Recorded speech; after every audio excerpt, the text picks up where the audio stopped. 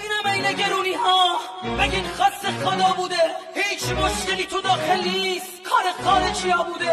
میگن زلزله پیش بینی نمیشه، سیل که میشه خب خدا ارث واسه محصولاست، خرج مردم نمیشه خب تو توی خواب خوشبرگی مردم تو آب غرق میشن بدون درس و دانشگاه، مزدورا دکترا میشن با هر زوری که هست مسئول میزستن دلشو میخواد، خدا نگذره از پارتیت، مدیریت مدیر میخواد نبر بارون. مگه نشنیدی که میگن زمین جای قشنگی نیست، شدورها غرق شدن تو آب، تو کرمانشاه کانکسی نیست، کل دختر شیراز و مازندران و کرمانشاه، آقل و آبادانستان و چشای خواب محصولا. میگه مرگ بر آمریکا ولی بچهش تو آمریکاست، ما پایینیم تو بالایی، خدا بالاتر از ما هاست.